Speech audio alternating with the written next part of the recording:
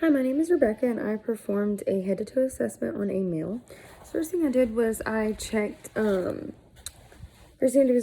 For oriented to time, place, person, and event. So I asked who the president was. They answered clearly. They were able to tell me where they were.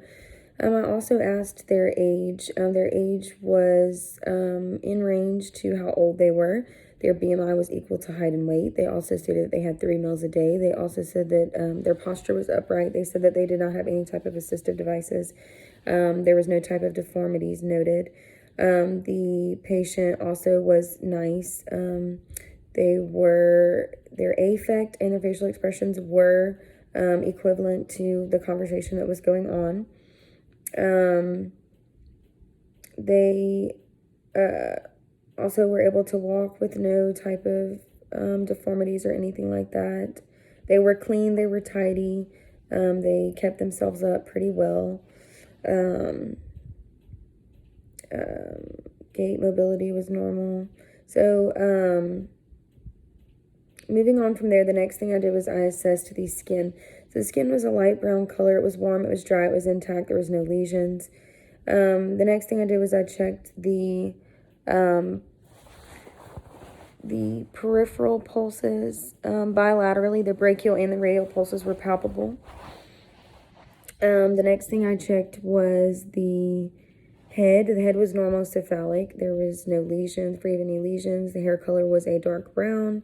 There was no dandruff noted. It was clean. The next thing I checked is the temporomandibular joint, which is cranial nerve number 5. Temporomandibular joint, it was free, it was movable. Also checked the temporal, which was palpable. Also checked cranial nerve number 7, which is a facial nerve. The face was symmetrical as well. Cranial nerve 7 was intact. There was no involuntary movement or weakness noted. Next thing I checked was the neck. So cranial nerve number 11, which is spinal accessory nerve, range of motion in all areas of the neck. The neck was symmetrical. The trachea was midline. The lymph nodes were palpable but non-tender.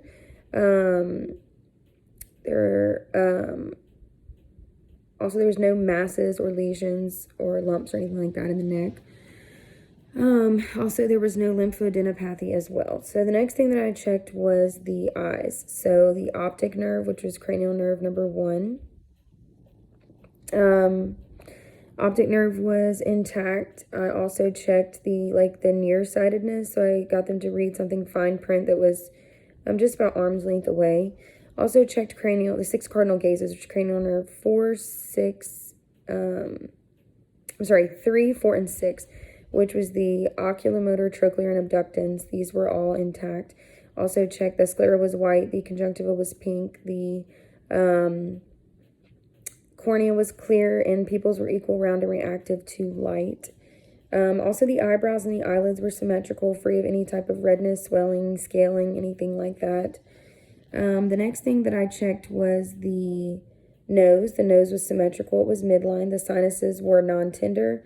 The nares were patent. The nasal mucosa was pink. The nose was midline. It was free of any lesions or drainage or anything like that. Checked the cranial nerve number 2.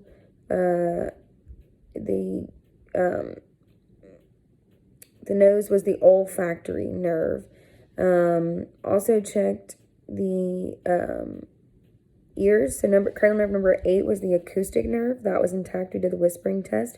Ears were free of any type of drainage on each side. There was no swelling or redness on the ears either. Ears were symmetrical on both sides as well. No tenderness whenever they were both palpated. The next thing that I checked was the mouth. So the lips were intact. There was no lesions. Lips were nice pink color. The next thing I checked were the teeth. They were intact as well. No chipping, no breakdown of the teeth. The next thing I checked was the buccal mucosa, which was pink. Also checked the gums. There was free of any redness, swelling, bleeding. Gums were intact. They were pink. There was no discoloration as well. Next thing I checked was the tongue, which is cranial nerve number 8. Cranial nerve number 7 or 8. which is the hypoglossal. So the tongue was there. Cranial nerve 9 and 10, which was the glossopharyngeal, and the vagus nerve were also there as well. Check the tonsils. There was no exudate. The uvula was moving as the voice. So as they talked, you could see the uvula moving, vibrating. Also checked for the tonsils were +1, invisible. No exudate on there either. The thyroid was non-palpable, non-tender. The hard and soft palate were free of any type of lesions or lumps as well. Okay, so the next thing that I checked was moving on to the lungs. So lungs, there was no use of accessory muscles. Lungs were clear to auscultate in the posterior and anterior in all lobes. There was no type of weird whistling or crackling type of noises, no adventitious breath sounds. The AP was less than T diameter in the lungs. Let's see. So, also in the neck, forgot to add that the carotid, I checked for carotids on both sides. So there was no type of bruise or anything noted for the neck on the carotids as well. So the next thing I checked after the lungs was the heart. So the heart, the apical pulse was heard between the 4th and 5th intercostal space of the midclavicular line. The apical pulse was around 80. Also the respirations for the lungs was around 15. So apical pulse was 80. S1 and S2 were heard brief, but they were there. That was also supine and lateral positions that I heard the heart rate. The next thing that I checked was the abdomen. There was free of any striae, free of any type of like scars or lesions or things like that. I auscultated the abdomen. There was vowel sounds in all 4 quadrants. Tympany was noted. Also palpated for any lesions or anything, any tenderness in all 4 quadrants. There was no tenderness noted, no lesions, nothing like that. Also percussed, and that was when the tympany was resonated in all 4 lobes.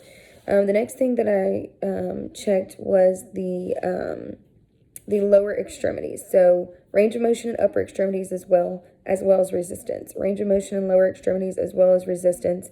Lower extremities, I checked the femoral popliteal, anterior tibialis, and dorsalis pedis pulses in both bilaterally legs. They were all palpable. They were all there.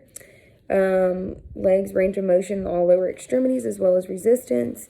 In those lower extremities, I also checked for the neurologic test, which was the Nida-Shin test, which was good. The next thing I checked was the patellar, which was +2.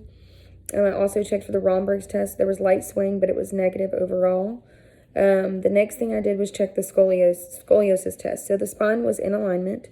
I also checked for the spine was in alignment, the shoulder width, the gap, elbow gap, the scapula, the shoulder width, the gluteal, the iliac crest, and the femoral, the gluteal folds.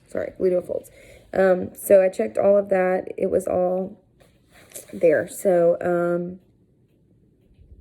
yeah, that concludes my assessment.